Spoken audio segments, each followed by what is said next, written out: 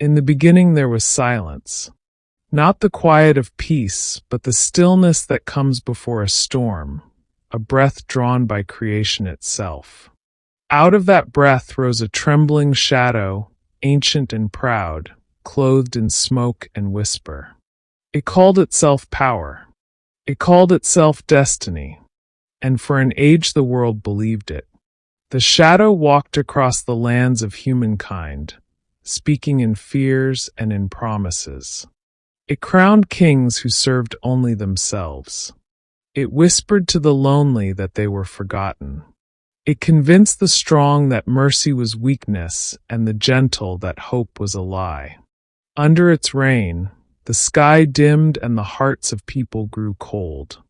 The battle that followed was not fought with weapons of iron, but with truth and endurance. The shadow hurled accusations. The light answered with understanding. There came a moment when the two forces met face to face, the darkest depth and the brightest flame. The ground shook, not from destruction but from revelation. For the first time the darkness saw itself clearly, reflected in the light it had always tried to deny. And in that sight it found its undoing. Shadows cannot exist where the source of light stands unveiled. People emerged from the ruins of fear. Their eyes, once dim, caught the brightness and did not look away. They saw that the light had not come to rule but to restore. It reached into every wound, into every corner that had known despair, and spoke a single truth. The darkness was never greater than the dawn. From that truth grew a song. No one knew who began it, perhaps the wind, perhaps the hearts of the redeemed.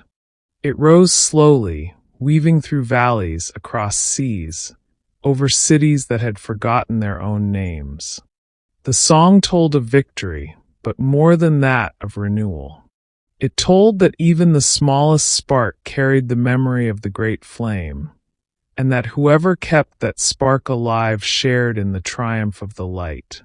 The shadow, though scattered, still whispered sometimes. It tried to return in the doubts of the weary. But the world had changed. The light had left its mark, and those who had seen it could not unsee. They became mirrors, carrying brightness into every place that had once known gloom. Every act of kindness became a weapon sharper than any blade. Every word of truth a torch no storm could extinguish. Generations passed. Stories became legend, and legend became faith. The image of that great victory lived in art, in song, in the quiet courage of ordinary lives. Some called the light by 1,000 names, yet all meant the same: the eternal presence that conquers the night. And still, somewhere beyond time, the light stands upon the highest height, watching the worlds turn beneath its brilliance. Around it, unseen by mortal eyes, the remnants of the shadow lie broken, their power turned to dust. The stars themselves seem to echo its triumph. Every sunrise retells its story. If you listen closely at dawn, you can almost hear the echo of that ancient declaration: that love is stronger than hatred, that truth outlasts the lie, that life endures beyond death. Each morning is a reminder that victory was not a single moment long ago, but an eternal promise written into the rhythm of existence. And now, as you watch, the light calls again. Not with thunder, but with invitation.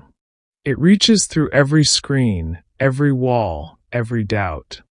It says, remember who you are. You are not born of the darkness. You are children of the dawn. You carry the flame that cannot be overcome.